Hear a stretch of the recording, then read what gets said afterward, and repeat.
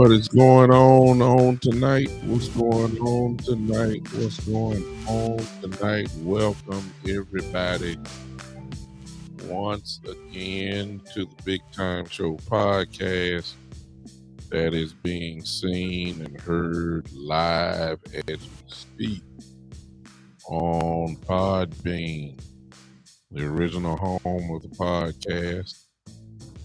On the Spotlight Sports Network, the home of the podcast, and my goodness, on Twitter, on YouTube, on Twitch, on the Big Time Show YouTube channel, as well as the Spotlight Sports Network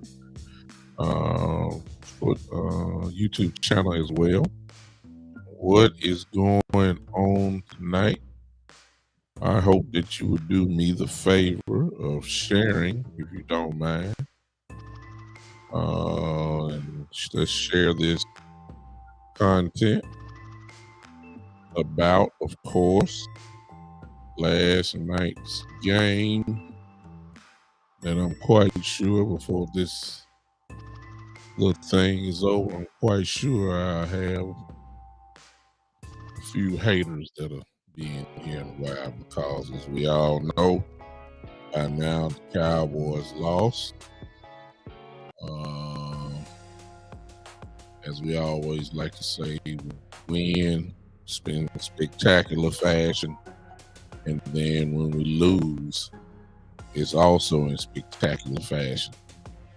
And last night, from my view, did not disappoint.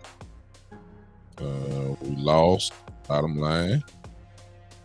I guess congratulations are in order to all of the Philadelphia Eagle fans. Congratulations, they beat a backup quarterback.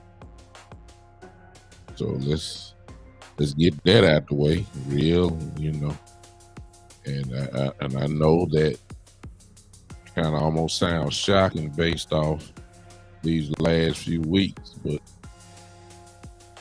make no mistake about it, they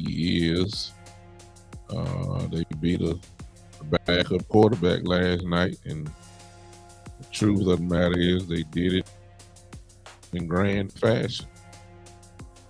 For the first time this season, Cooper Rush looked like a backup quarterback. There's no other way to say it. There's no other way to put it around. I'm glad all you guys are popping in. Why don't you share this with others? But we are grateful to have some. I don't know who's here. Let me speak to everybody who may be in here. Let's listen here. Okay. Hello on Podbean. What's going on? I'm not listening on another live here. Can you hear me on Podbean? Let me know if you hear me on Podbean right now. I want to make sure before I do something wrong here. If you can hear me on Podbean, let me know if you can hear me, so that I'll be good. Let me speak to everybody. Key, Philadelphia Eagle fan, what's up? Greg, what's up? Oh Lord, Freddie Henderson is watching. I see. Hey Jeffrey, what's up? Rebecca, my Kirby High School classmate. Hello. Marvin, Big Marvin, what's up, man? What's going on? What's going on? And to those who haven't spoken, what is going on? What's up, Michael Evans? I see you. Appreciate you, man. Let me see. Can you hear me on Podbean? Can you hear me on Podbean? That's what I need to know. That's what I need to know. If not, I'm going to keep moving on. What's going on? Listen, Cooper Rush Looked like a backup quarterback last night. There's no other way around it. It is what it is. 3 interceptions last night at costly times. Not going to point the blame on him, however. I don't even want to trick y'all like that. Cooper Rush,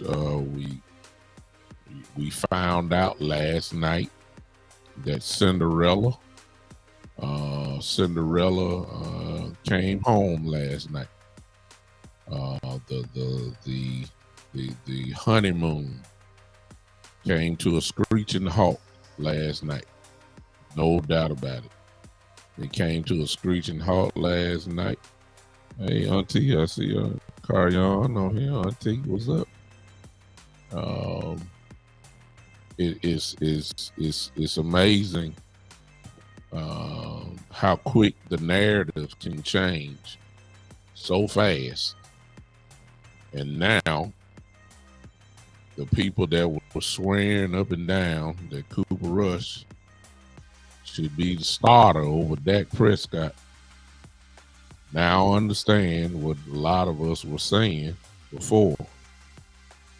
No knock against Cooper Rush. No knock against his playing. I have nothing bad to say about Cooper Rush because he did his job.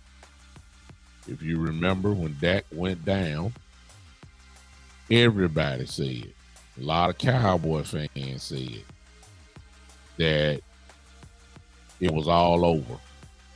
This season was done. That was the narrative. That was the prediction.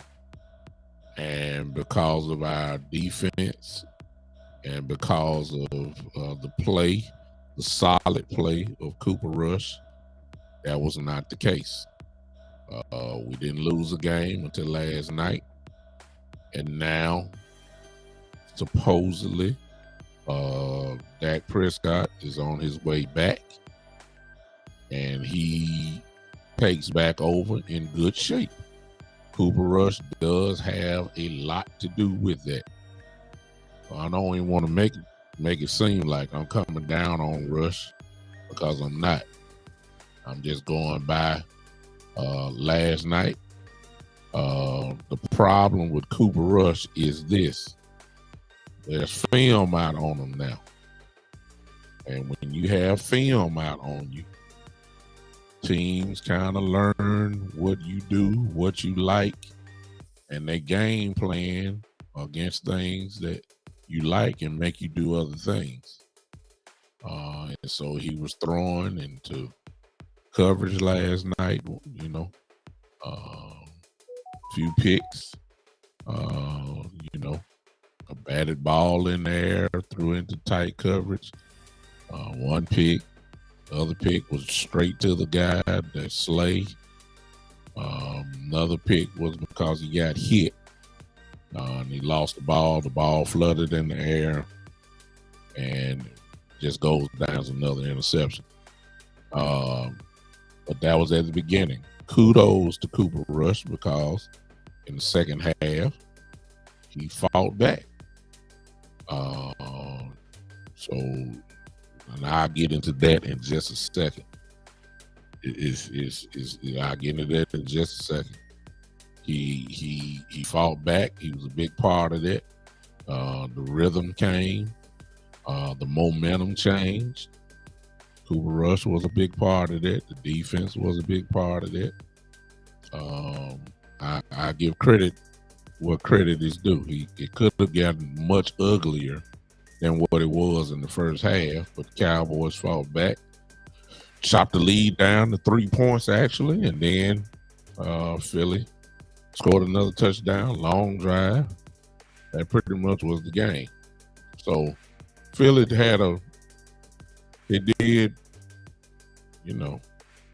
put it this way, I'm not scared of Philly. They didn't do anything last night for me to be scared at all, to be honest with you. Jalen Hurts did not light it up. He just played solid, which is all what he had to do last night. That's what the game called for him to be solid. He didn't have to be spectacular last night, which he was not. But he didn't have to be because the Cowboys dug a small, a big hole. And it was kind of hard. The Cowboys are not built with Cooper Rush or Dak Prescott, to be honest with you. We're not built to come back from 20-0. That's not how this team is built. We're not explosive enough to be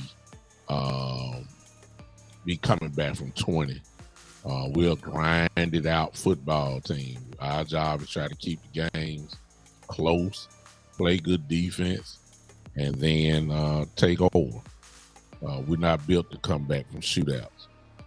So I'm not knocking Rush, even though he had the 3 picks. I'm not knocking him because he's the one that was helping us out to get us back in the game.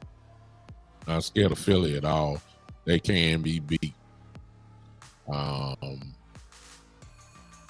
Before I get to my finger point, however, because I do got a couple of fingers to point. Ain't no doubt about that. The defense, first of all, they was on the field too long. I don't care how great your defense is. If they're on the field the whole game, which they were, we got destroyed in time of possession last night. Totally annihilated. We didn't, you're going to be tired. There's no question about that. You're going to be tired if you don't get this defense in the rest. Our offense in the first half was nowhere to be found. Nowhere. And the defense was on the field the whole half. That has to take a toll on you. That's what happened. We got scored on last night. The turnovers did not help and put us in bad positions as well. But that's not the part that I want to talk about tonight. I should have pulled up my video. If you didn't see my pregame show from yesterday before the game happened, I called it to make it very simple. I told y'all, as I told y'all the weeks before, Cowboys' success lies in the hands, and this goes totally all the way around. I said this at the beginning of the year. Last night was just a prime example. It falls in the hands of one man, Kellen Moore. I told y'all. Because his play calling controls the offense as well as the defense. You got to keep in mind the Cowboys were trying to play hurry-up football in the first half, but they weren't getting nowhere. So the 3 and outs were like quick. They weren't huddling up and trying to get there. They pretty much tried to speed up the game all night long. And if you're not moving, you're not getting first downs, you just, even as soon as they sit down and go get a drink of water, they're coming right back out. Because you're punting the ball, or you supposedly punting the ball. So last night, what we got, and maybe it's because we were down 20-0. Kellen Moore at the first half totally forgot about the running game.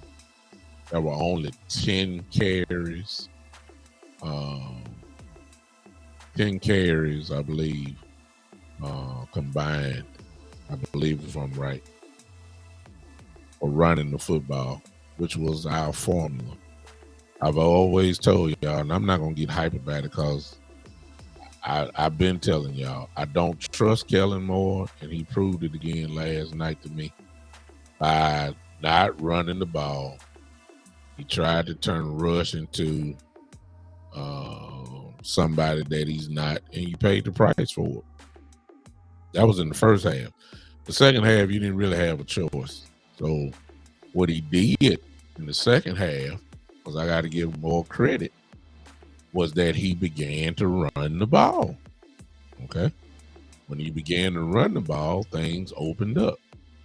For the first time, he found some toys. He started throwing the tight ends. I'm worried about trying to get the ball outside. Jake Ferguson, Hendershot had good games yesterday.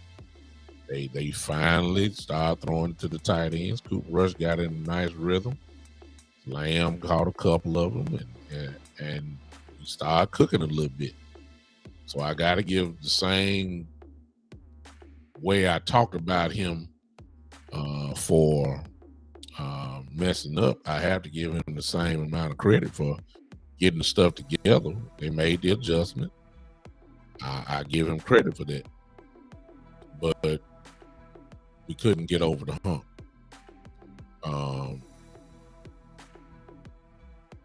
Kellen Moore is such a problem for me. I've been telling y'all, and I just can't say it, because I almost sound like a broken record. I knew that sooner or later the real Kellen Moore would show up, and it happened last night. Tell you what else happened last night. It's the same things over and over again. Penalties. Good God. 10 penalties for 72 yards or something like that. You're not going to win. You got 3 turnovers, 3 interceptions, 10 penalties. I mean, you're not going to win. I don't care who you are. We lost in time of possession. We lost in the turnover department. And we lost in penalties. You're not going to win. I don't care who you are. You're not going to win if that's the case. That's what happened last night. In other words, when you have those type of statistics, please name me the team that can overcome that. You can't overcome it. So I'm not shocked by the way the ball game was going that we couldn't get over the hump. Let me just point my second finger. If you remember the San Francisco 49er playoff game, you remember how flat we came out. You also remember Coach McCarthy saying that we look nervous and all that kind of stuff. I don't think our guys look nervous. We just came out flat. And the Cowboys cannot come out flat. If they come out flat, that falls into the hands of one man. That's Coach McCarthy. One of the reasons why the Eagles put points on the board is because of bad game management decisions. Sound familiar, don't it? Sound like last year, don't it? It came back to haunt us again. Why would you go for it on 4th and 1 in your territory, deep into your territory? And then when you ran it, the play, if you've heard Coach McCarthy's press conference, he said that he loved the play call. If you remember what that play call was, it was a bootleg on 4th and inches, 4th and 1, or whatever it was. And we ran a okay. What's up, Law? I see you. Law, okay. Law, send me Law well, I ain't gonna do that. Law, I don't know where you watching me from. Send me your email. Wherever you watching me from, I'll get it. Let me know when you send it. My guy Law Nation is came in, and he must got something to say, because I told him, hey, I've been trying to tell everybody, and here we go. So, ladies and gentlemen, this is unexpected, but here come Law. Law, if you're listening, go ahead and put your viewers on as well. So y'all forgive me for a second. Let me try to do this. Got you. I got you, Law. I got you. Y'all forgive me just for a moment. I got my guy coming in. This is a privilege to have one of my brothers come in for me. Y'all give me just a second. He must got something to say. He just done interrupted the show. Law, you can't take it, can you? Y'all hold on just a second. Let me get my guy in here. Law. All right, hold on a second, y'all. Y'all give me just a second. Oh my. Hold on, y'all. Y'all forgive me. Okay.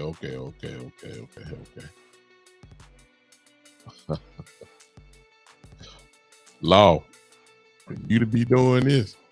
I already know you finna come in dropping bombs. I already know. I already know. I'm simply just let you have the show. Hold on, Law. All right, Law. Look on your email. I see when you come in. But Kellen Moore is let me get back to Coach McCarthy. This game management stuff, he just having problem with, and I are involved in this, but sometimes, and I'm having a hard time understanding why. And ladies and gentlemen, my brother is here. Let me set him up. My brother is here. Yes, indeed. And it's a privilege and an honor to have one of the best in the game to just share the screen with. And I know he done put out at least 3 videos today. Minimum 3. Y'all welcome. Indeed. Everybody know who he is. The one and the only Law Nation. My guy. Here he is. And I'm privileged to have him here. I don't even know why you popped in, Law, but I'm courteous to my guests. Just go on and say what you got to say. Hey. Well, I just wanted to jump in and talk, man, football with you and get it from your opinion, your thoughts. I know you already asked me to join before, and I was like, okay, just need to figure out time. And I said, why not? And I hit you up, so it's good. I'm good that I'm here, man. Can you hear me? I can hear you quite well. Good. You got top-notch equipment. I appreciate you, man. Law, you already know how it goes. since we just chopping it up. I was going in. I already spoke about Kellen Moore. Okay. All right. Mm-hmm. I kind of said, well, I lit him up for the first half. Right. But in fairness to him, I had to give him credit for the second half. Yeah. Because he came out and he made the adjustments. It was obvious. What I saw was that he ran the ball, which he didn't do in the first half. Right. But then he found a new toy, which was the tight end. Okay. And that's something that we didn't feature. Instead of trying to go outside all the time, throwing to the tight ends opened it up for him and got rushing a nice little rhythm there in the second half. Go ahead and talk to me if you saw what I saw on it. Well, I think that they try to do too much. I think that the philosophy should have been keeping it comfortable. Play complementary football.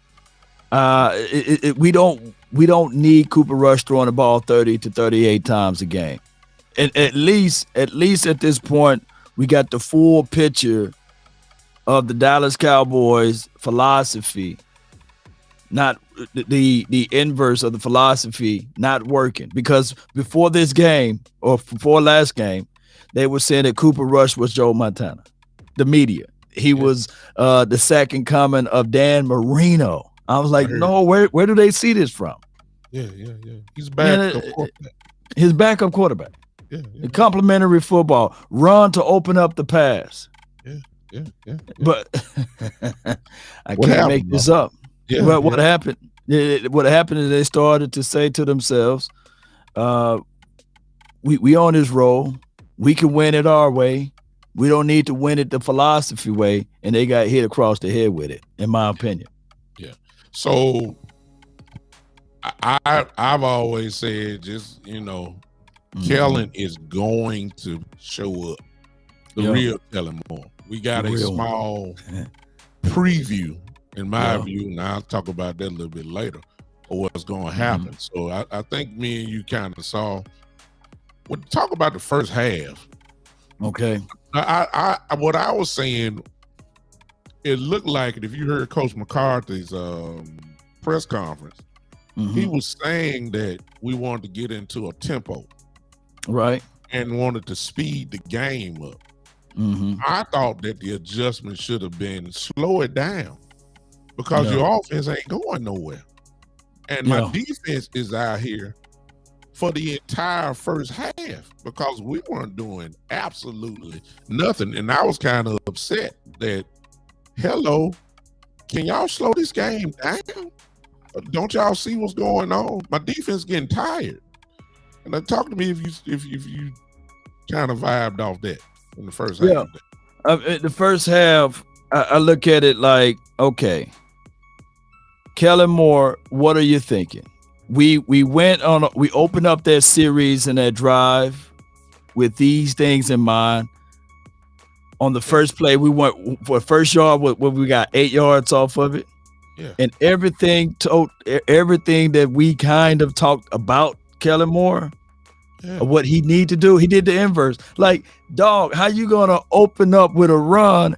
It's second and 2, and you get back in shotgun. Why you getting killed?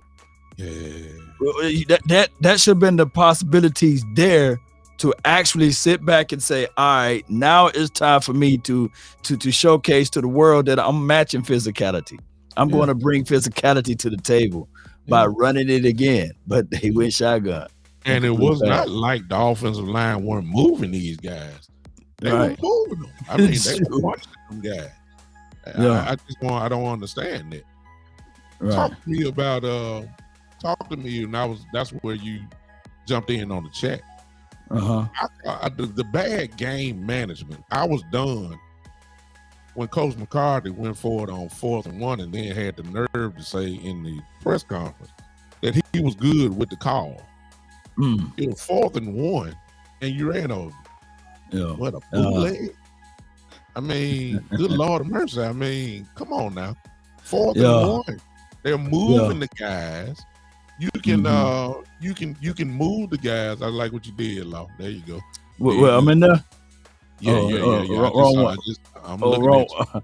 Oh, my bad. All right, I need to. Go ahead. You took the wrong one on. All right, I'm finna turn it on now. Give me 1 second. I was looking for the same thing, but I'm saying. Okay, there we go. There we go. Turn that on, and then we'll turn. This one on. There we go. Go ahead. There we go. There we go. Now we choose. Yeah, I'm looking like, hello, like 4th and 1, and the positioning where we were, didn't we just give away points? I mean, all the momentum, I didn't understand. And this is the same thing that has gotten Coach McCarthy, in my view, in trouble, because of not only late game management calls, but in-game management calls early, and that was a blow to us. It took us out of it. I didn't understand that call. Well, the 4th and inches. First and foremost, why even put your stress on the team like that? Exactly. The first thing the Cowboys should have done was literally look back at that and said, all right, what we're going to do is not do that. What we're going to do is challenge that. And if the aficionados say, hey, his elbow was down, are we talking about the same play, right? With CeeDee Lamb? Yeah. They should have at least challenged it. right? And if they said no, and if it's 4th and inches, I would look to my offensive lineman and say, hey, this is what we fought for all off season. This is what we grind for all off season. This is what we made it to this moment for, is to get an inch. And that would have really embraced everything. Yeah. I don't quite, hey everybody, what's up all the Law Nation people? I see y'all popping in. What's going on? You jumping in there now. Yeah. And jumping on in, your folks coming on in. But listen, I didn't understand that part. Right. But Coach McCarthy is having issues. I believe this analytic stuff has really messed him up, kind of the same way that the Chargers guy is. And I don't understand some of these calls that he is doing. But here's my future, Law. What is that? Forget that.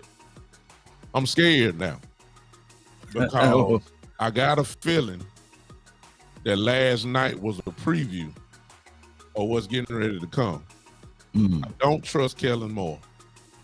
I believe he's going to get incredibly excited to have Dak Prescott back on the center.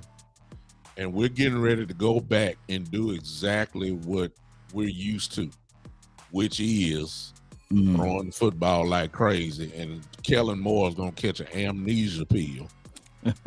And he is going to forget what brought him to the dance. He's just going to get excited about it. I mean, let's be honest. Other than the Ram game, Cooper Rush was still throwing 30 times a game. See what I'm saying? And we were running. It was balanced. But I just know what Dak is going to do. And let's throw in this little caveat as well. Okay. We remember last year. Okay. Dak has the power, as he should, change plays at the line of scrimmage. And he got excited when he saw one-on-one coverage. But that's what he's going to see again this year. Now, I know Cooper's not there and Cedric Wilson not there, but I just get this strange feeling that Dak is going to try to air it out. I just don't believe that Ezekiel Elliott is going to get no more than 14, 15 carries a game, and Pollard to have about 6 or 7, the same thing. I'm scared of Kellen Moore. I really am. I'm scared of him. Talk to me. Kellen Moore lack of experience should bring alarms to everyone. But I can tell everybody that there's 2 things that he should take away from this. If you take away this game that we just played against the Eagles, the second half version, right before we, had the kickoff, if we take away that part of it, and if we play like that, then I think it's winnable. Yeah. But if we play like we played for the first half, his philosophy and his procedures of throwing the ball, being pass happy, we're not going to win. Yeah. And I don't care what the Cowboys Nation will say about the quarterback under center or about the wide receiver that's running routes. You got to play complementary football. You got to feed this defense the right way. You can't give the short field. You got to play the field. And if Kellen Moore just get out of whatever he's thinking about of throwing the ball, even with Dak when he comes back. And if he look at this thing and say, hey, we looking to play a long game. Play the field. You got a hell of a punt kicker who can flip the field. And on the inverse side, you got a guy like a Cavante Turpin that can stretch the field for you if you get them to be 3 and out. Yeah. You got to start playing that version of the game versus, hey, everything is now on the quarterback. Yeah. I don't know, Law. I've been saying it I've been saying it for the last 3 years, and y'all been following me. Whoever following me, y'all already know. This is what I've been saying about Kellen, and I just believe that he's gonna revert to who he is as a play caller, and he what we're trying to make him be is really just not him. Yeah, it's just not him. He's a pinball machine, crackerjack. Madden 23, play caller that has been spoiled by the talent that he's had that talent was so good that it overrides the bad play calling that he did. Right. And this year, unfortunately, we're not as talented. And I don't think and I guess I got to see it before I may be jumping the gun, but I don't think I am. But we just have to see. But I just got a feeling that he's going to give Dak the ball and say, let's go to work. If we doing this well with Cooper, then we're going to do well with Dak there. And I believe he's right. You're right. Let me say this. Two teams that we can look at and say they're doing it right. Far as minimum, like I'm not trying to give them all of the success, but we can see that they're playing to the strength of their players. And somebody mentioned that. Brian Daboll, he may get coach of the year on how he's playing to the strength of his team. It's not like Danny Jones is playing out of his mind, right? But what he's doing is I'm going to make it comfortable for him. We're going to run the ball. We're going to set things up. Hey, we paid all of that money because just last year around this time and the year before that, Saquon Barkley was looking like he was washed, even though he was hurt. I know it's not his fault, right? Mm-hmm. But now look at Saquon Barkley. He is the heart and soul of that team. You can't even name me the wide receivers the Giants got, right? Now, granted, the Giants pulled out of the win yesterday, but that's what teams figure out with coaching. You figure out putting things in comfortable situations for your said player. And the case in point, Sirianni, I'm not trying to give the Eagles any love here, but I just got to tell you guys, they are playing to the strength of Jalen Hurts. He was 15 for 25. It wasn't throw Jalen, fly Eagles fly. It was none of that last night.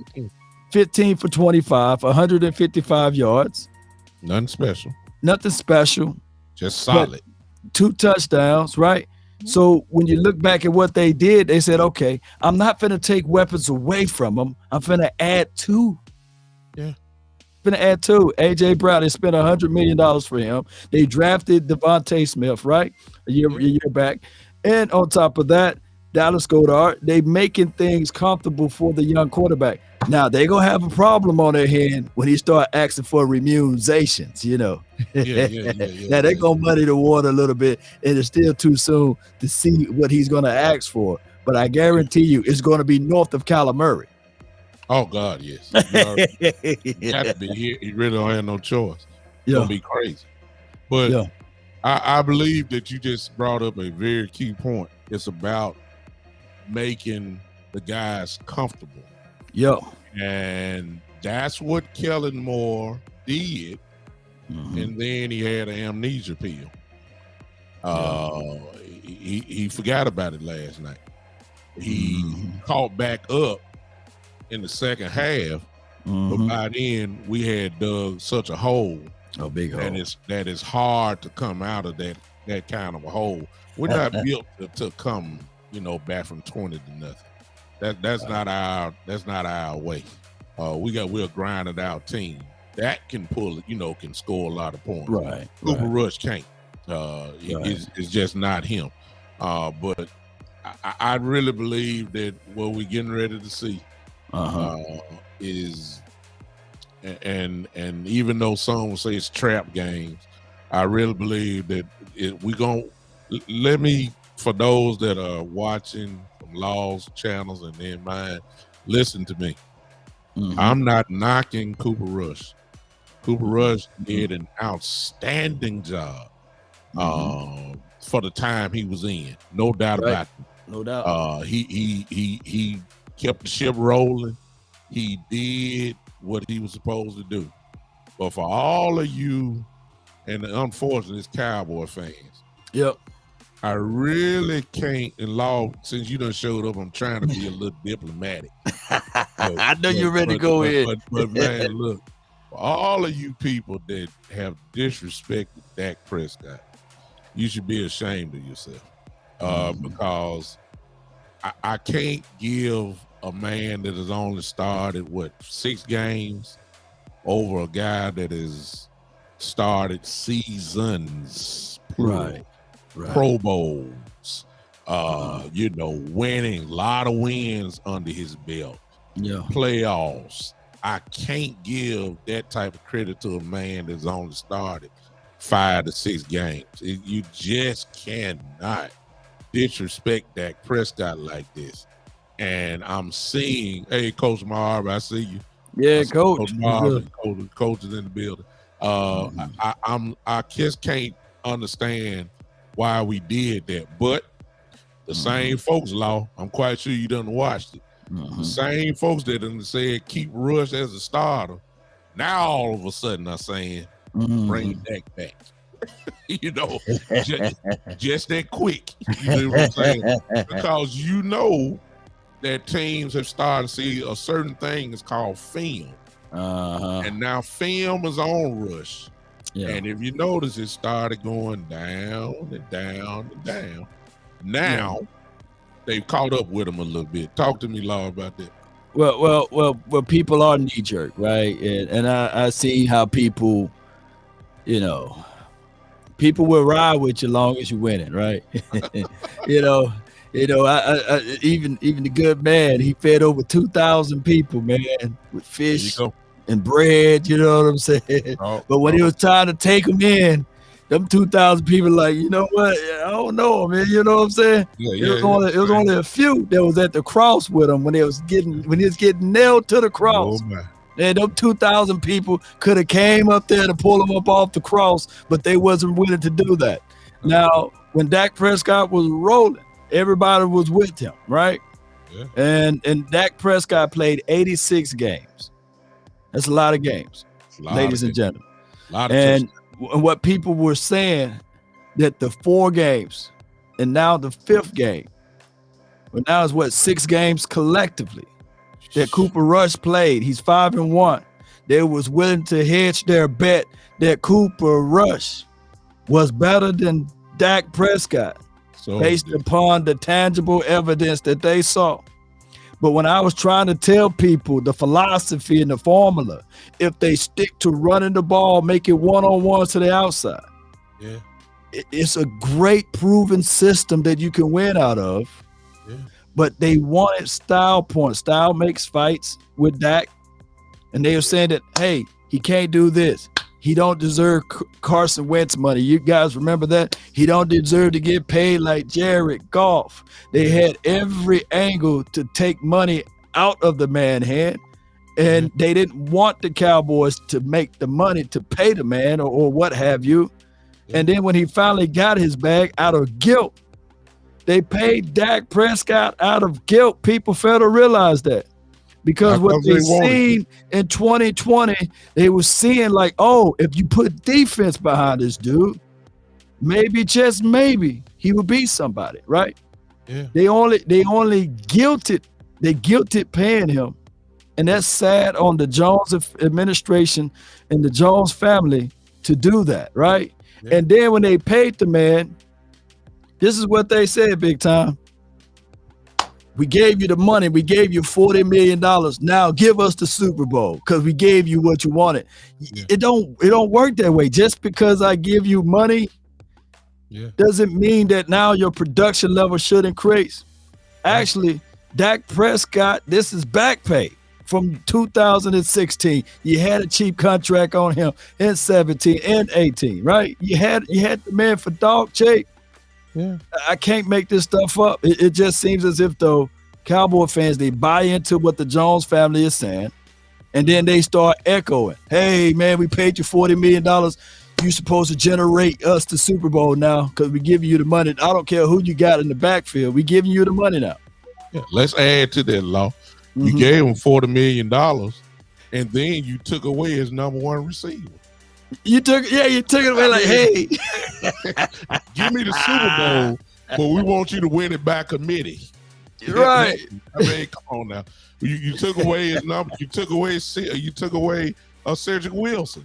You took away that was a big important part as well. Right. And it's like, come on, dude.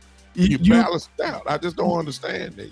you paid everybody but him. You paid Hey, Ezekiel Elliott. He got his money, which rightfully so, right? You paid Jalen Smith. Y'all remember that? He got his money. You paid DeMarcus Lawrence, right? You paid everybody. It's somebody else. They paid Amari Cooper, right? He got here. They paid him before they paid Dak Prescott.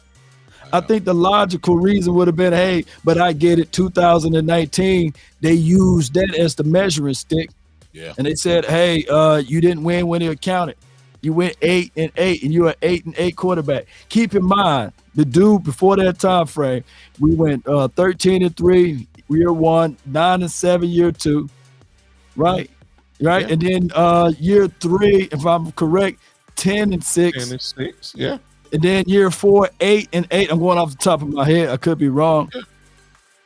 Name me another quarterback. Name me another quarterback that didn't have a losing season that now you gotta fight the man. You gotta fight the man to pay the man. Right? It's crazy.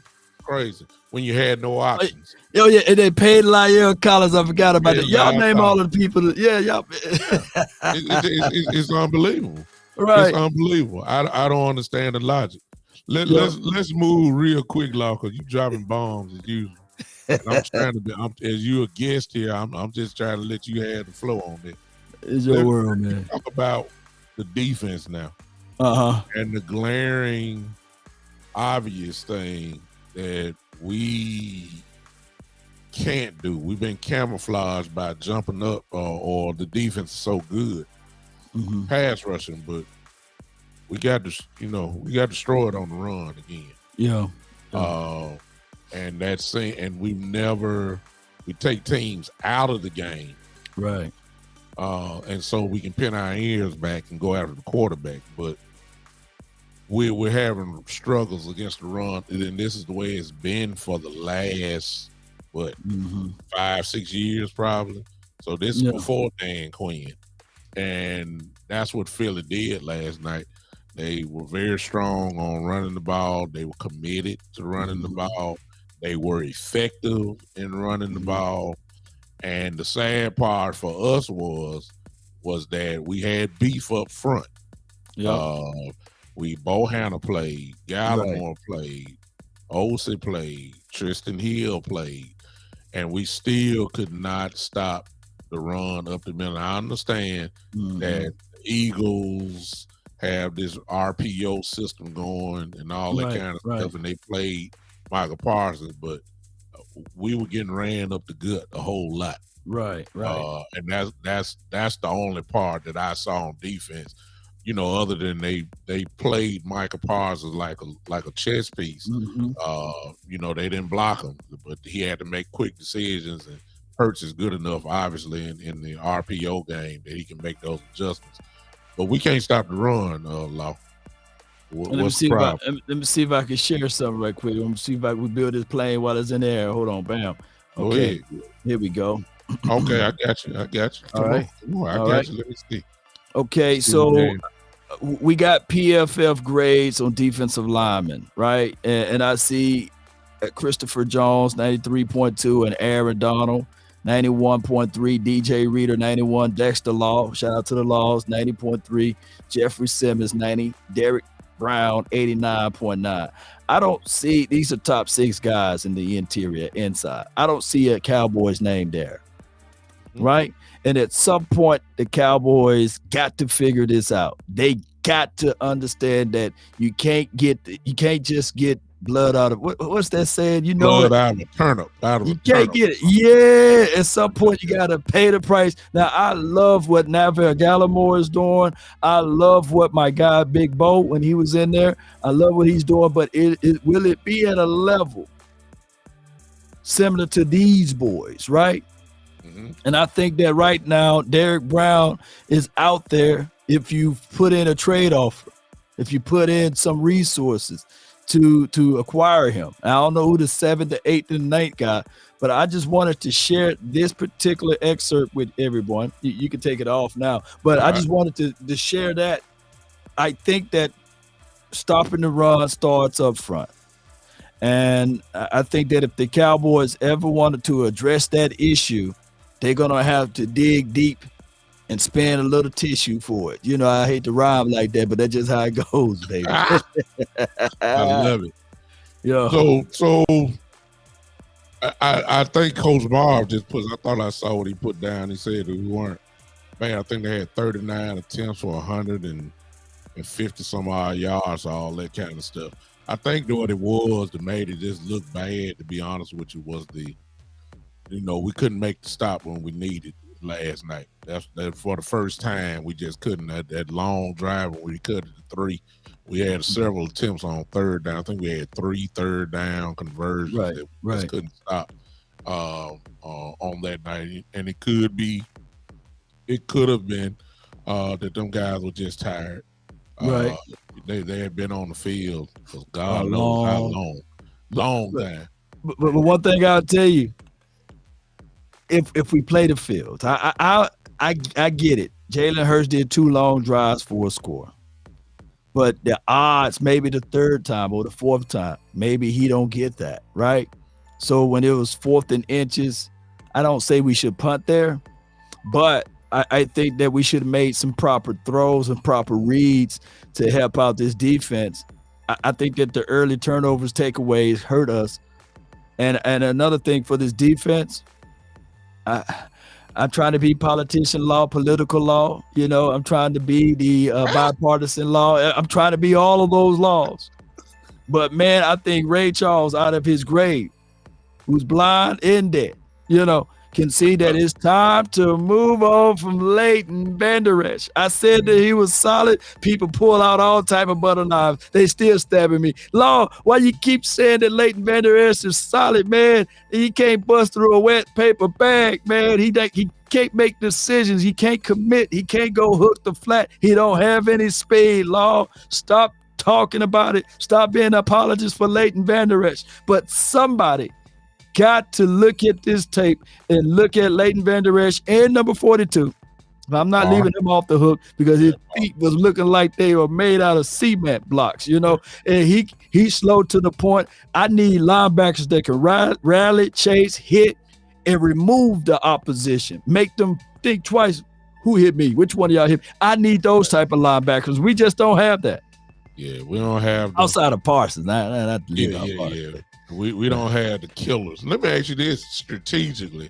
After what you saw last night, I think that hindsight is 20/20, but last night was a game that Parsons should have played a whole lot more at linebacker. Yeah.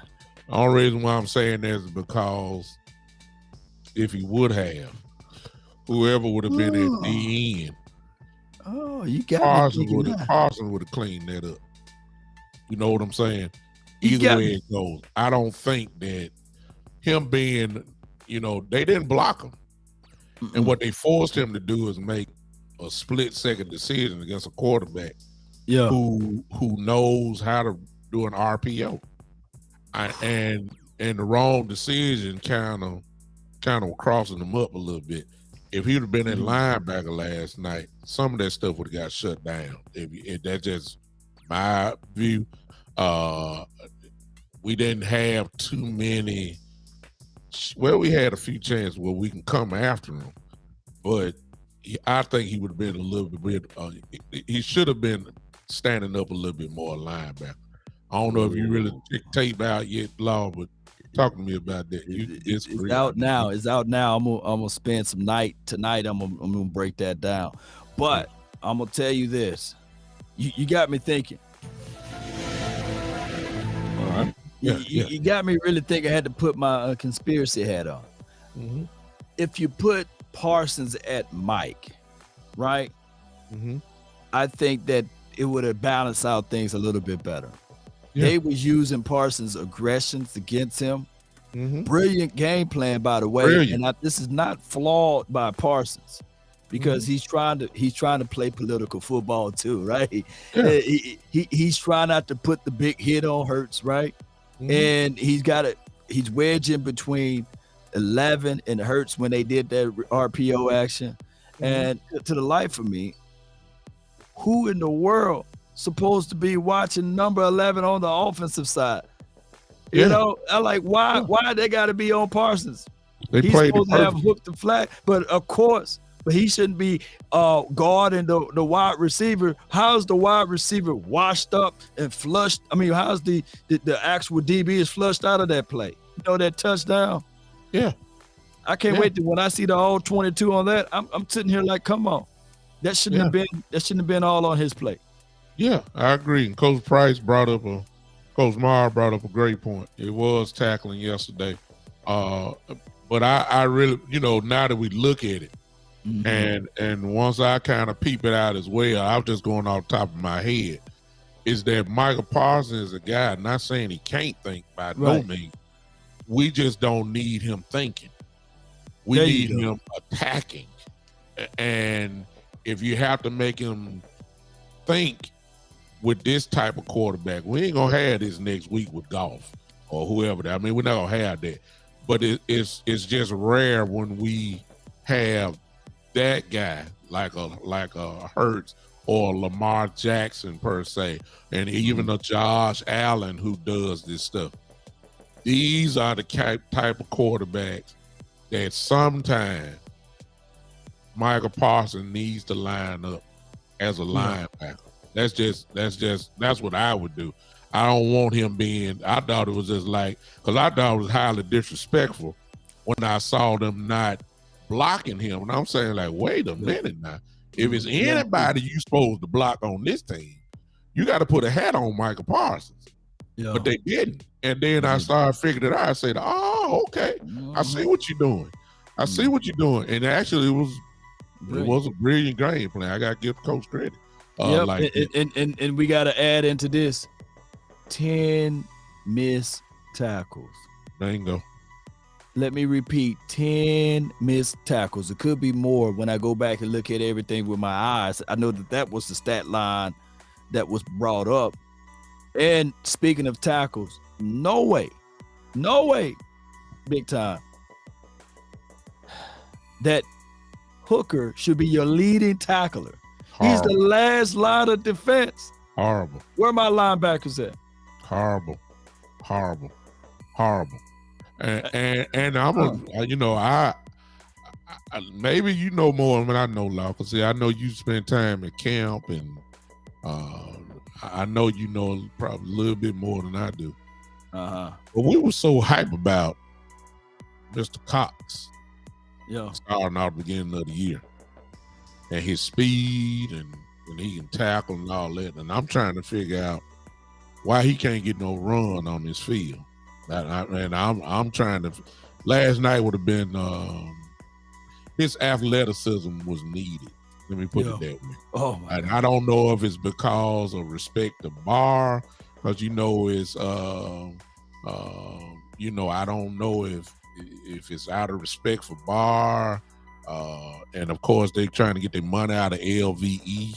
I get that part, but look, forget politics.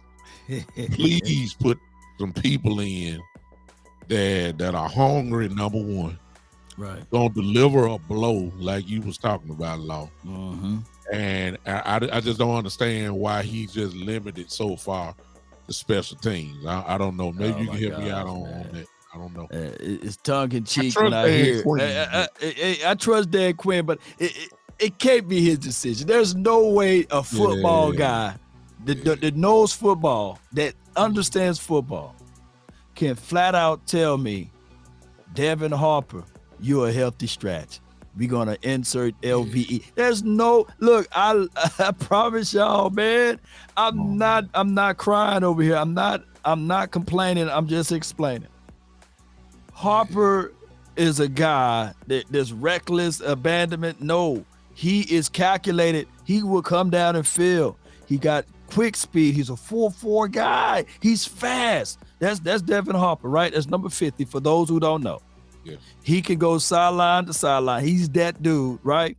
On the other thing, when you look at this tape of the linebackers, I think that right now they're looking at it like they love Anthony Barr's mind of the game. And I think that Anthony Barr is a bridge guy for Jabril Cox. Mhm. And we play so much big nickel that they're keeping my guy J-Ron Curse down inside, which Yeah. also eliminates opportunity and chances for Jabril Cox to get out there on the field. Yeah. I got a chance, Boss Cowboy. We was out there at Cowboys Experience event. Shout out to Cowboys Experience. We had a chance to talk a little bit on Jabril Cox. And Jabril Cox said to us that he would love to play a certain position for the Cowboys. I'm not going to mention it, but keep that in mind, what I just said, and maybe y'all can tie in the lines. We need these young guys to be out there on the field, though. And, also, big time. If you pull up any tape from Fresno State all the way into now training camp and beyond, and you pull up any career tape of Jordan Lewis, you will literally see that kid, Dayron Bland, he brings pain, he got physical, and he's a 4-4 guy. I think he's a low 4-4 guy, close to 4-3 guy. There's no way you don't give that kid chances and opportunities to be out there on the field. There's no way. The Cowboys are doing a disservice of having Jordan Lewis out there. Just no way. There's no. I can't make this stuff up. Yeah. I can't make this stuff up. There's no way that you can sit there and tell me that Jordan Lewis is better. There's no way. Yeah. I don't care. I've always said for years, Law, and to all your viewers, and of course my viewers know what I always have been saying: loyalty is the silent killer of the Dallas Cowboys. Mm-hmm. It is a cancer that has invaded these ranks for years and years. Where loyalty, and we have some examples. For instance, Jason Witten at his latter couple of years should have never, we had people that could play. They never hit the field. When you start talking about, later again, here comes Tyron Smith. Yeah. I mean, we were too, low. He can't even get out on the screen no more. You see what I'm saying? Can't get out on the screen pass. But we were loyal to him, and we never drafted anybody to try to take his place like that. And I believe that's what's going on. Sean Lee is another one who stayed injured. We were sitting back waiting for him to come back and all that kind of stuff. We was this close. Yeah. If Dalton Schultz knee didn't buckle, we wouldn't have got a chance to see Ferguson and Peyton Hendershot. Bingo.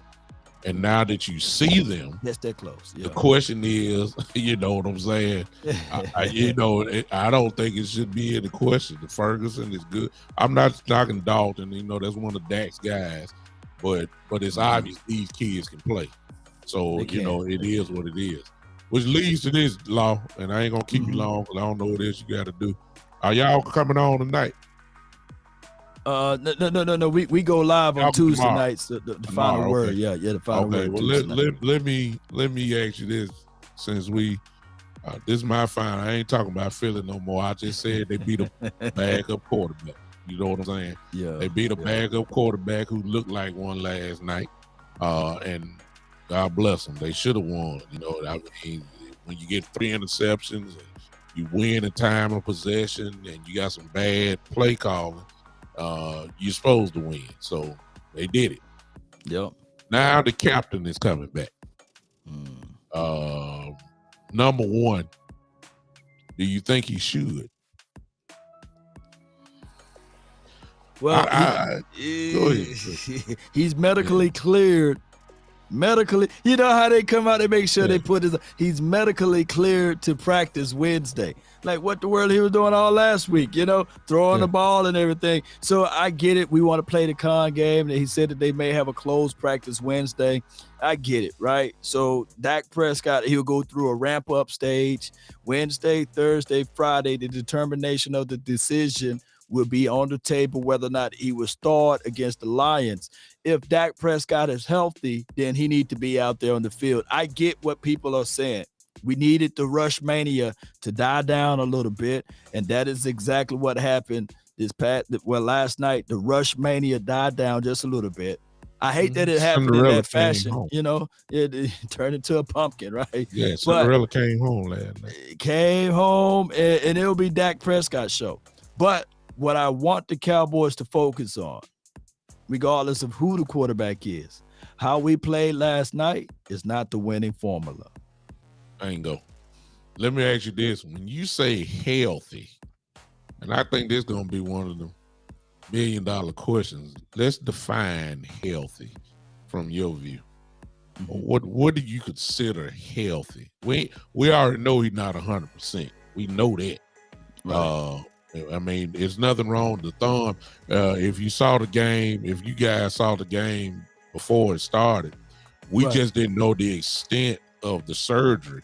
But if you remember, they showed his thumb was right here is where the surgery was. And the lady said that he has 7 screws in his thumb right there. So it's almost like they had to attach this part back to it. And I don't know, Law.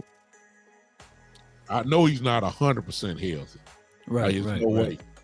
Right. But what do you consider healthy? Healthy. Now let me put a disclaimer out there. I'm not a medical doctor, not a medical professional, right? And I'm not giving anybody no medical advice or anything like that. Shout out to my Facebook watchers, and my YouTube people and everybody around the world. Let me ask you this. If yesterday was the Super Bowl. He playing. He playing, yes or no? He's playing. He's playing. No question about it. Right. No question about it. So every game is important. I get it. This is the divisional rivalry game.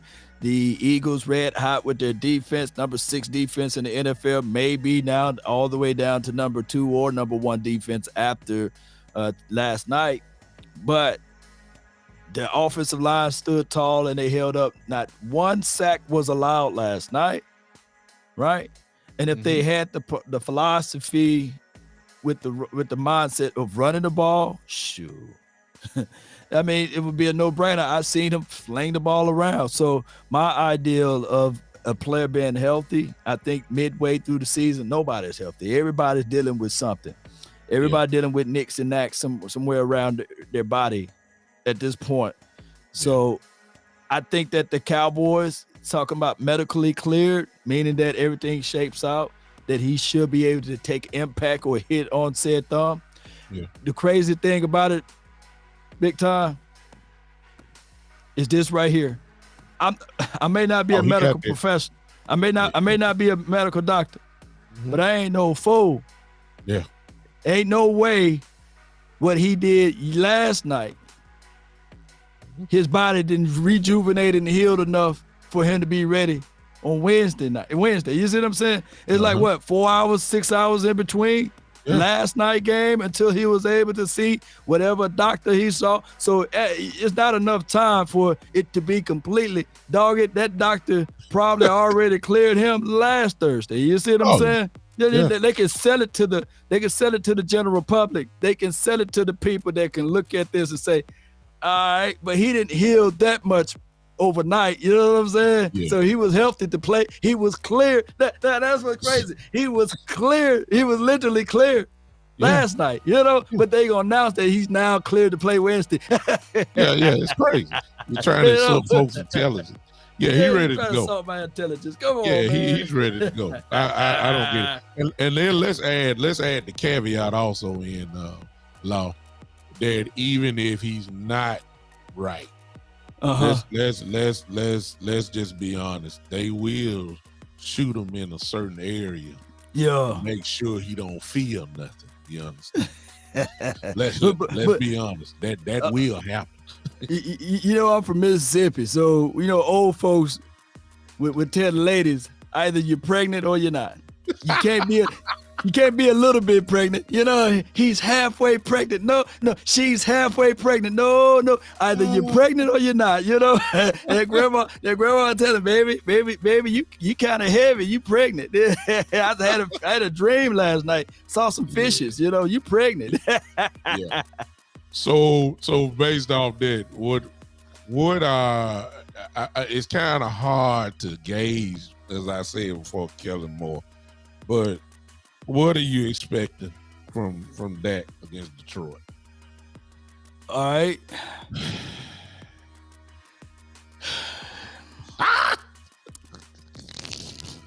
Look, this is the situation, man. This is the situation that Dak Prescott is in. You remember a game back? Yeah. Cooper Rush was 10 for 16 for 102 yards. Mm-hmm. He can't have that game, right? No. Even with the W. With the W. He can't have that game. Yeah. He can't be 10 for 16 because they'll crucify him. Yeah. Dak Prescott also, he can't have what Cooper Rush did this past game. Yeah. For what he was like 20. Let me see what he was this past game. Cooper Rush was 18 for 38. He can't have that game. No. Nor can he have 15 for 25 for 155 yards. That is what Jalen Hurts just had. He can't be 15 for 25 for 155 yards because the 4-letter, the 3-letter, the 2-letter, all of the ladder networks we talking about say he's not ready. There you go. He can't win. He can't win for losing. Can't win. Oh my gosh, man. And I'm glad you said that because that is the way that everybody is going to treat that. Right. If he does not throw for, if he throws for 220 yards, they will say, well, they're trying to protect him. You see what I'm saying? They're saying that's the reason why he didn't throw a lot, because they know his thumb is not ready. Right. If he throws, he's at the point now where he gets criticized for anything. So if he throws 3 touchdowns and 1 pick, they'll talk about the pick. Was his thumb messed up or whatever? But I'm convinced, Law, that unfortunately for Dak, that they already starting to say, well, they went 4 for 1, 4 and 1 without Dak. Right. They still, these games he should win easily. Right. Like we got Detroit, Chicago coming. Then we go the Packers and the Vikings, and they're going to be saying, "Look, the way this defense is playing, Dak ought to put up 30 points." Right. I mean, I'm saying, right. He got to put up 30. He got to put up 30. So if he don't do it, then they're gonna say, well, Cooper. Cooper. and it's like he almost has to be perfect in order for him to get, I ain't gonna say respect, because by now either you like Dak or you don't. Or you don't. Right. It's no in between ground. And I'm seeing it even in the chat. Folks saying, no, all Dak has to do is win. You know what I'm saying? Stack the win. We've been down that road before. No, he can't do that. He can't do that. You're right about that. He can't do that. You know what I'm saying? He has to win in a fashion that shuts people up. And and I believe that he just can't. If he throws 4 touchdowns, there's gonna be some folks say he should have threw for 5. Right. You see what I'm saying? Garbage time, You got garbage time. Better win. Yeah. If he throw for 325, somebody say, well, he should have thrown for 360. So you can't. You just can't do right. So my position is that it just need to come in. Hopefully, Kellen Moore. It's really not about that. Right. It's really about Kellen Moore and his play calling. Yeah. if we can dominate running the ball like we were, or at least stay committed, that's the key word, committed to the running game. Yeah. Then we can, I see you, Law. I'm going to pull it up now. So if we can stay committed, then we'll begin the season. Let me know you want me to throw it up. You go ahead, pull it up. I had to pull that that thing up. All right, so this Dak Prescott 2019 season, right? And they wasn't satisfied. He threw for 4,901 yards, 30 touchdowns, 11 INTs, and they were still saying, hey, man, that's 8-8. That's not going to work, man. He's trash, Law. You can't pay the bit. Let me just go all the way back from the beginning of it. This 2016, right? This 2016. 23 tubs, 4 interceptions, 3,667 yards, right? Oh man, he's a game manager. He can't do this, he can't do that. All right. So then we go to the next year. Watch the progression. Next year, this 2017, I told you he's a one-read guy. He can't throw under pressure. He just terrible quarterback, 22 touchdowns, 13 interceptions. That's terrible, man. He's not elite, man. This is this man's second season. You know, they got 4th round draft pick. Tyron Smith was hurt that year. We put in a guy by the name of Chaz Green, I believe, and he couldn't block a folding check and block better than him. He gave up no receivers, Law. No receivers. 2017, was that 2017? Because I thought Dez was still there. Dez was still there, but he was on the tail end. Dez, right? On the real tail end. He was hurt too. And then 2018, this is his third year now. Third year ever playing. 3,885 yards, 22 touchdowns, 8 interceptions. They complain, they moan, they gripe. He's inaccurate. We can't win games. We 10-6, by the way. We listen. This dude, he can't do this. He can't do that. That's his third season. Law. No defense. No defense. Oh my gosh, man! That's when they had the hot board chains and everything. But they were like, man, no, don't pay them. Hey, at this point in 2018, by the way, his APY, if the Cowboys went on ahead and opened up the wallet, it would have been $22 to $25 million. Y'all keep that in mind. But the Cowboys front office said, hey, we need to see a little bit more because in 2018, by the way, we also won a playoff game. Keep that in mind. So if any time the Cowboys could have got Dak for cheap, it would have been at the end of this year. But they played Russian roulette. They went on and paid at the start of this season, 2019. They paid Jalen Smith. They paid Elijah Elliott, who was worth the money. I ain't gonna dog my guy, but this is his 4th year. He threw for 4,901 yards. Right? It went 8-8. He's not a difference maker, Law. No. We was middle of the pack defense. We were nowhere close to this defense, by the way. No.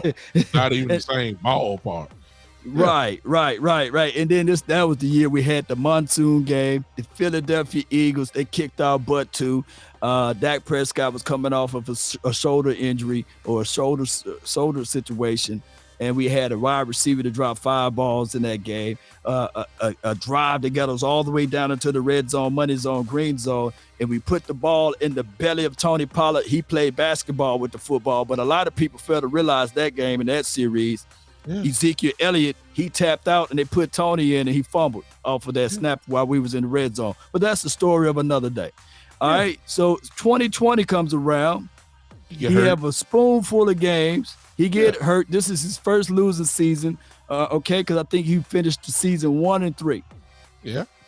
9 touchdowns and 4 interceptions. The Cowboys guilt played the dude. The guilt paid him because they was like, hey, because all of the nation, they was like sad because the meat was falling off the bone or what have you. The ankle surgery, had to do 2 surgeries and everything. So what they did was this was the year he was already franchised from 2019. Is that correct? Yeah.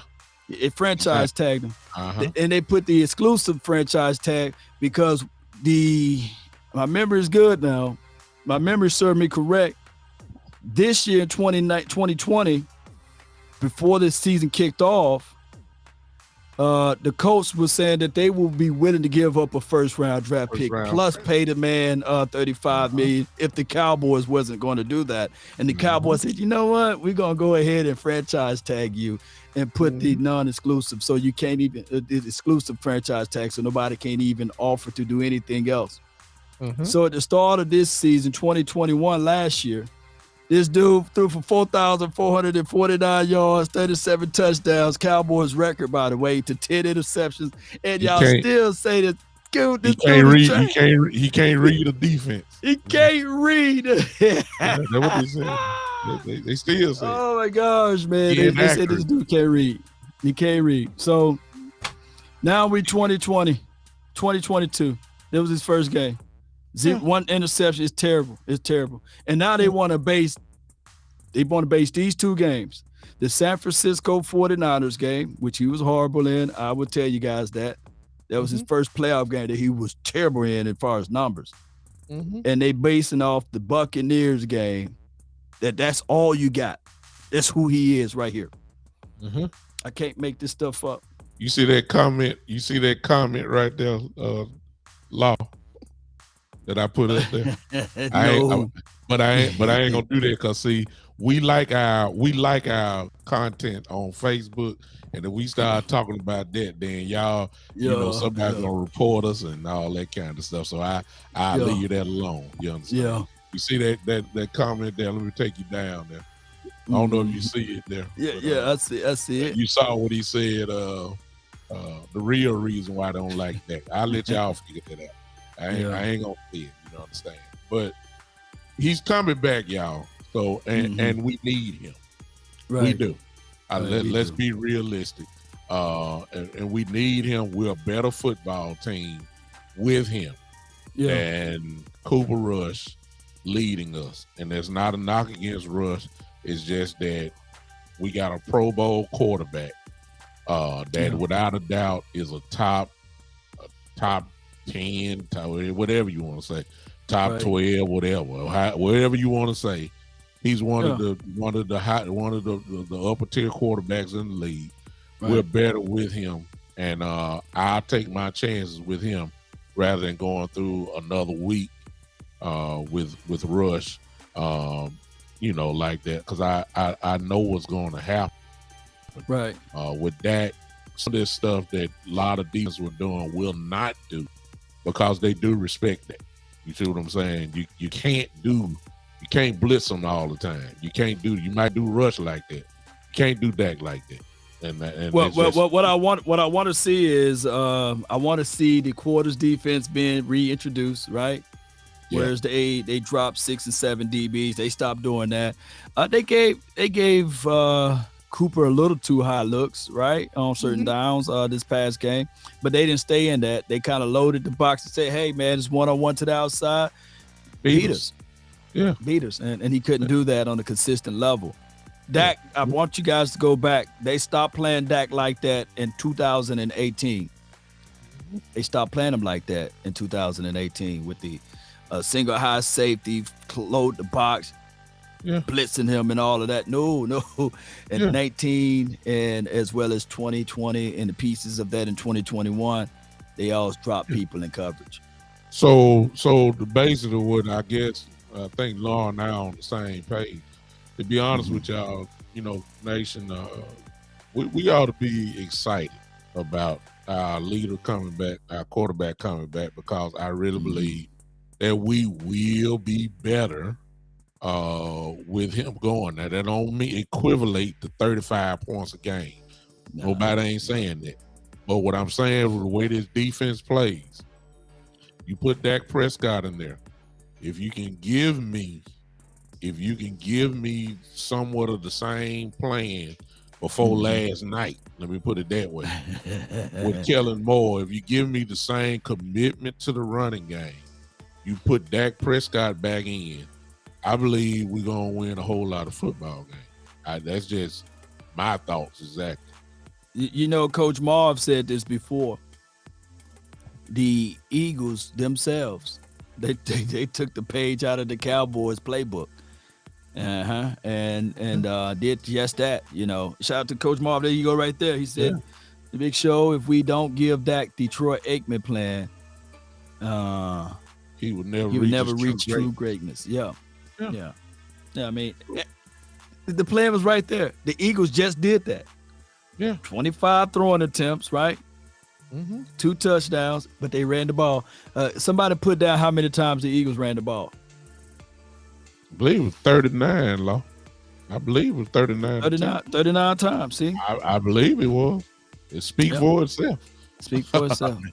I mean, you do that to play defense, you're gonna you're gonna win a lot of games like that. Time of possession. Yeah. So TOP. it was real easy, y'all. I let my brother's-in-law. I'm sorry. Jeffrey just told me it was 38 times he ran last night. 38 times.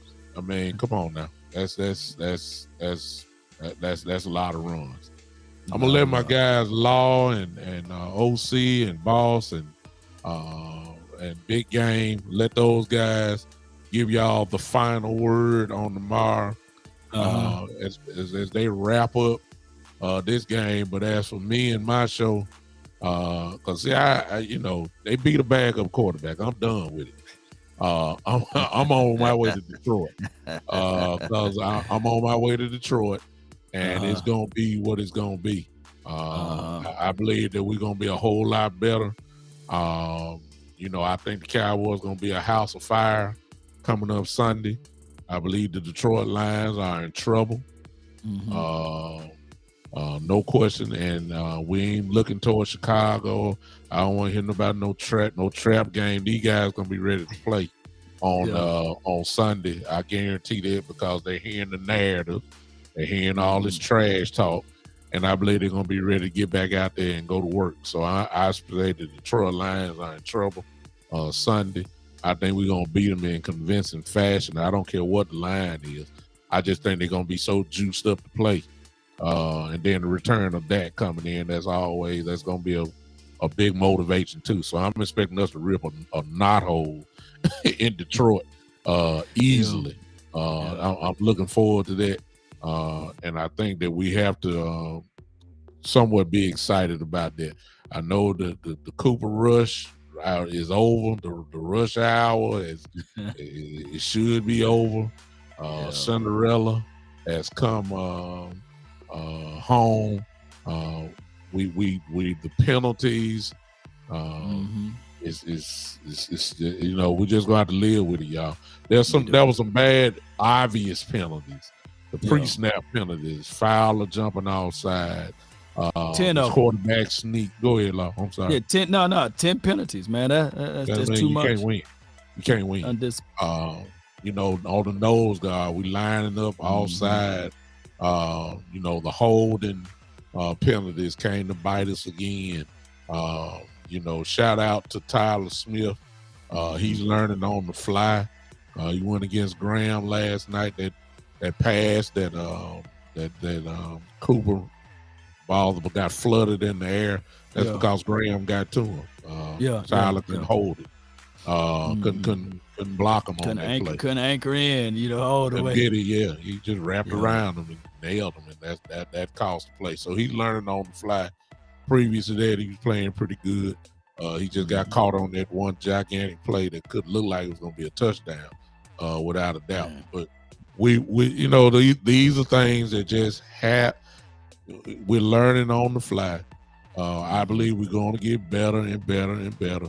And I just think we're going to win. Now, that's my optimism for the next, at least for Detroit game.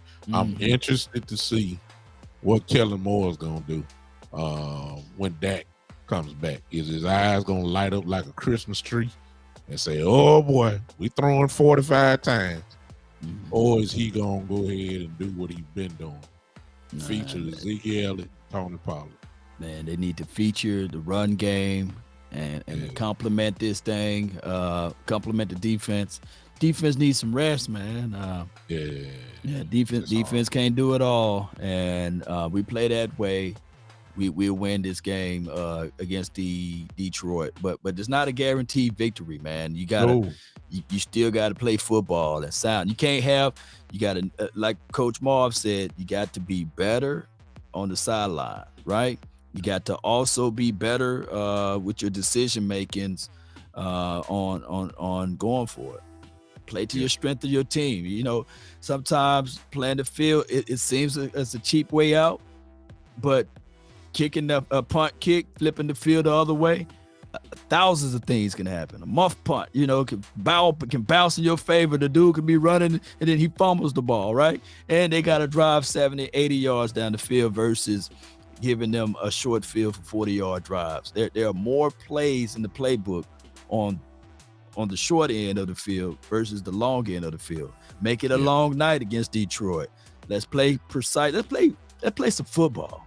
Yeah, let's play real solid, smart Solid football. Exactly.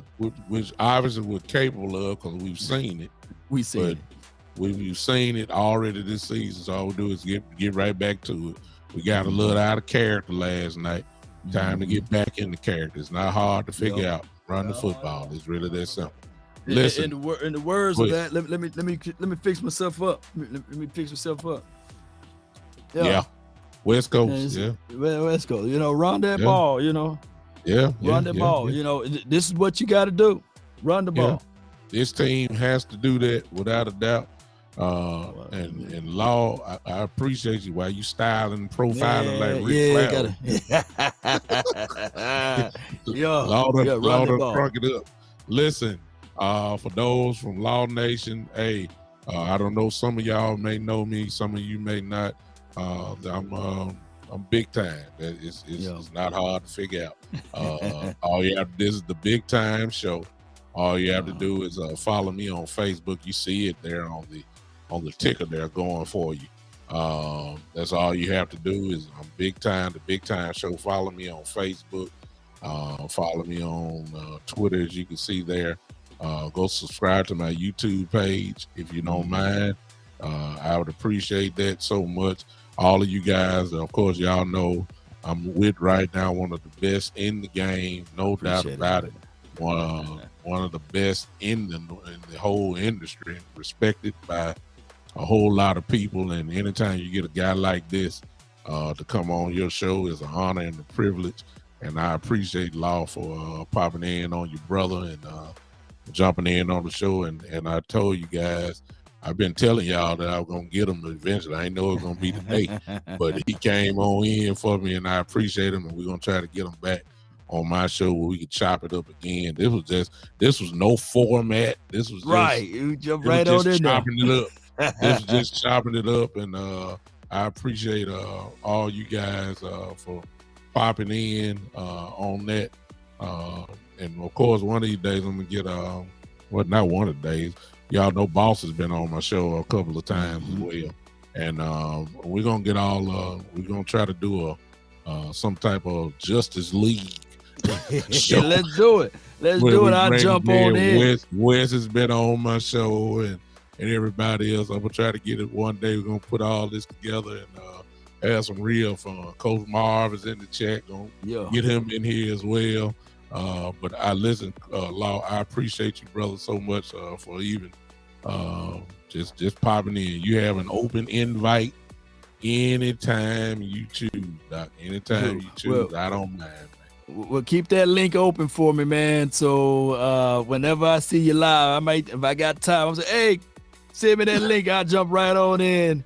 We didn't have to rehearse nothing, man, because we don't. I believe deep down in our hearts, man, we don't like the Cowboys at all. We don't. We don't like the Cowboys at all.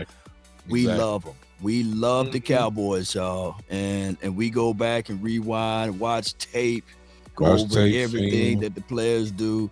We go all the way at the bottom end of the roster. Even down at Malik Davis, baby. We look at everybody, man. And we love this squad players. Everybody. Yeah. Trainers, parking lot attendants, everybody else like this. So we appreciate it. I appreciate it so much. Thank you, Law Nation. Thank you, man. All of y'all. How I get out? You want me to hit the lead button, or you gonna probably shut it down? Look, I usually jam out of here, but I jam with you, man. I jam with you. You do your thing, man. It is what it is. Go ahead. Somebody, I think everybody talking to everybody here. Let me see. Law, you got a lot of people saying hello. I don't know if you see all this. You got an incredible following, man. Appreciate y'all, the All Nation family showing up for the Big Time Show. Pretty much appreciate it, man. That showed up. Listen, this is listen, for those that want to do it, tune in tomorrow night for the final word with Law and Boss and OC and Big Game James tomorrow night. Y'all already know it's gonna be lit on that station on tomorrow night. As for me, I'll see you guys on Saturday at 3 p.m. That'll be my next live show, but looking for a little video from me coming probably on tomorrow as well. But Saturday, I'll be back live, 3 o'clock p.m. Central Time. If you don't mind, those who want to come and check me out, I'll be here for you as we get ready for the Detroit Lions. That all roads now lead back to Dallas, getting ready for Detroit. And we're going to go ahead and crack the Lions and put them back in the cage. Until then, ladies and gentlemen. Wait a minute, Law, you got to do it one time. You're listening to nothing but the best. Yes, indeed. Cowboy Nation and everyone that's listening, hey, I know your hearts are in this. Let's stay with it. Let's not fold up like a wallet or a lawn chair. Let's keep our head high, see this thing all the way through, and that's been my time. I really thank you all for yours. And remember, you're listening to nothing but the best. Go Cowboys. We out of here, ladies and gentlemen. This is the Big Time Show.